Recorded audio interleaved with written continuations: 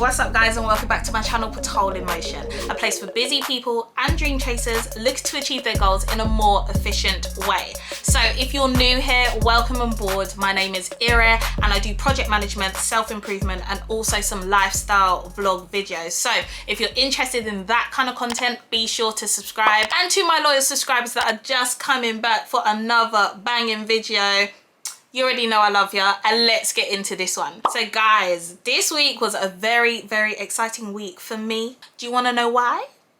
It's because it was my birthday. It was my birthday this week. I celebrated another year on this earth, another year in good health and, you know, having friends around me and having joy and all of those good things in my life. So very, very thankful for God for giving me another year. So if you're wondering why I'm a little bit extra glam in this video, I hope you're wondering that. Let me know.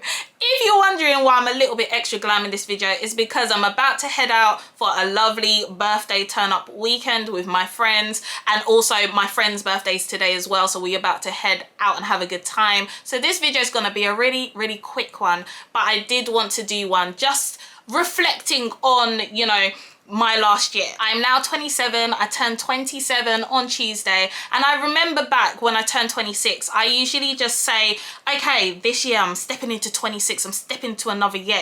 What do I want to focus on this year? And for me at 26, I wanted to focus on productivity. I didn't want to just be squandering my time using unnecessary energy and not getting results. That was definitely something I said, Ira, you have to look at what you're doing and try to be more productive. And upon reflection, I'm really, really glad to say that I believe I have become a lot more productive in this year. And basically, a girl's getting a lot done, so I'm very proud of myself. But I'm also in a very sharing mood as always, and I'm going to share with you in this video 5 productivity hacks that I indeed have used and I found very, very helpful in my last year as a 26-year-old. Going into 27, I still want to stay productive. I still want to do more with my time and waste less energy. But this year, I've actually said that I want to focus on encouraging people and sharing as much as I can. So that's the target for next year. But let's get into these 5 hacks that hopefully, if you're looking to become a little bit more productive in your day-to-day activities or at work or whatever you're doing, it will surely help you. Let's get it popping. So the first productivity hack that has really helped me over the last year is to work in small, short bursts and take naps in between. Now you might be thinking, girl, how you being productive? You sleeping and you just snoozing. But let me tell you something.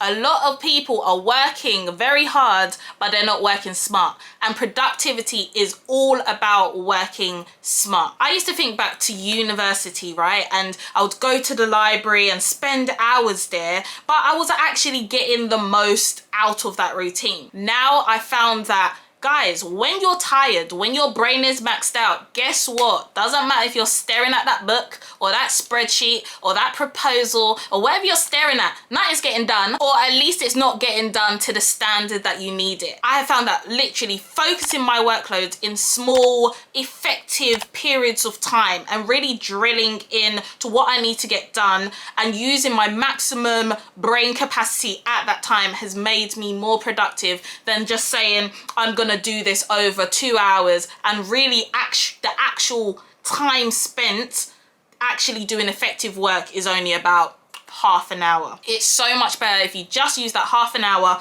take a nap, re-rest the brain, recuperate, and then go back for another half an hour. You'll definitely find that you're getting so much more done in a smaller duration. Remember, duration doesn't mean effectiveness. No, no, no, no, no. Don't let them lie to you. You need to make sure that what you're doing during that time is giving you bang for your buck, and you can only do that if your mind is in pristine condition. The second productivity hack that's helped me is to stop multitasking. And I mean stop. I mean, if that's you and you like to multitask, stop it right now. A lot of us think that if you do lots of things at the same time, you'll get it done quicker. But a lot of the time, most people are just really, really bad at doing multiple things at the same time. And that was definitely my story. And you would think as a project manager, doing lots of things at the same time should just come as second nature. And I feel like, kinda. in some aspects, but when it comes to, you know, actual manual tasks, sometimes it's not that great for me, or I won't do as good of a job in task A if I'm doing task B at the same time. I have found that sometimes by just completing task A, focusing your effort, time, resources on task A, and then stepping over to task B, you become a lot more productive than trying to do them at the same time. If you're not a natural multitasker, you ain't got to be God. There's already a God. He's already doing a lot of things. You focus on one thing. You focus on completing that and completing it well, rather than completing two things half-heartedly, and in the end of the day you're gonna have to rework, you're gonna have to do this again. Have you actually saved any time? I think not.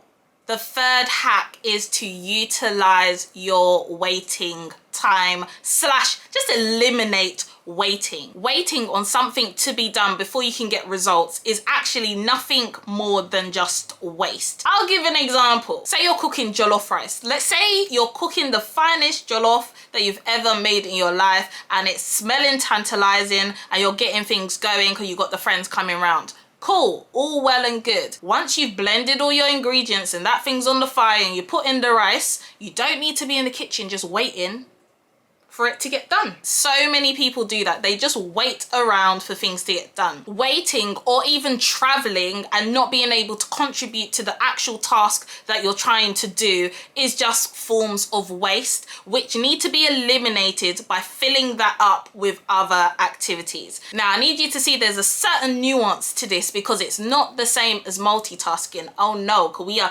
discouraging such behavior. What it is actually is filling up wasted time with activities that you could be doing. For example, whilst everything's on the fire and you're making that jollof rice, instead of just chilling there, listening to music, watching the pot boil, instead you can go upstairs, fold those clothes that you've been meaning to fold. That is what I mean by eliminating waste. So really, I started to look at scenarios in my life where when I'm waiting for something else to be done, and there's nothing else I can do to contribute or make that activity A be done faster, I'm going to start on activity B so that I don't have to start activity B once activity A has completed. There's a bit of time in between there that I can get some time back into my pockets and get things done. Start to think about it. You might be able to save more time than you think. Number 4 is to outsource where you can.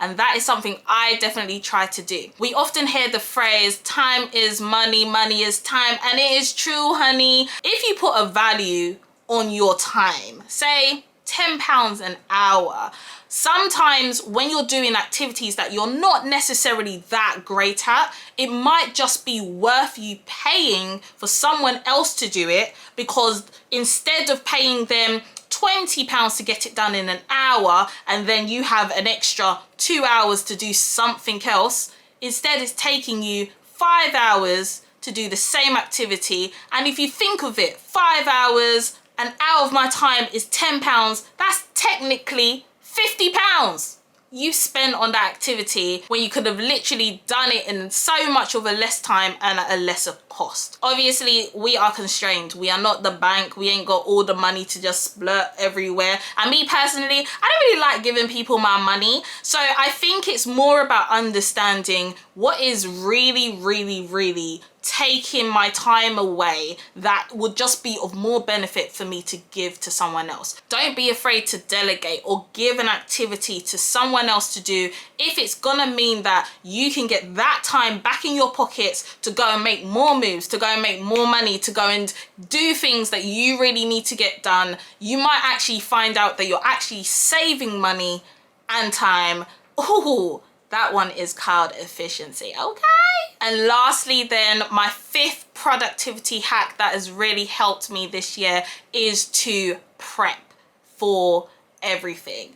Preparation is so key, guys. I bang on about preparing and planning and thinking ahead all the time because it is that critical if you want to be productive, if you want to get the most out of your day and also the most out of your life. You can't plan for everything, but if you have better visibility of the things going on in your life, when it needs to get done, you will not forget to do certain things, and you can also prioritize, make a checklist. You know I love a good to-do list, and also not forget key activities. For me in particular, I have a to-do list for everything. In a day, if I have activities I need to do, I write it down. I make sure the night before I am planning what I want to do the day after, at least on the days that I know I'm going to be overwhelmed. It helps to keep my stress levels down, anxiety levels down, and also helps me to think and structure what the best way to do these activities are so that I can utilize my time. Sometimes when you're not able to have that visibility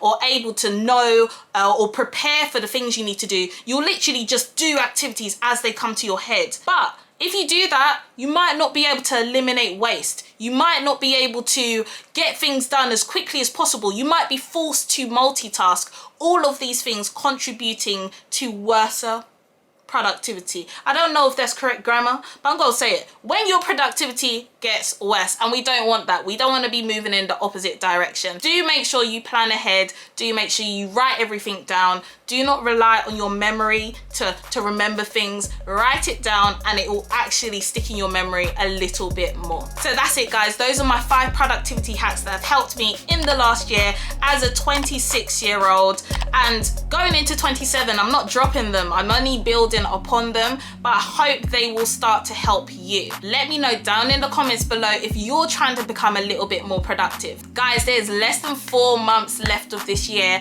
and if you want to get things done, believe me, there is still more than enough time to do it. So be encouraged. If you feel like you're constantly chasing time, you don't need to do that anymore. Try to implement some of these steps and they might help you. Anyway, guys, I'm about to go enjoy myself, and I'll see you in my next one.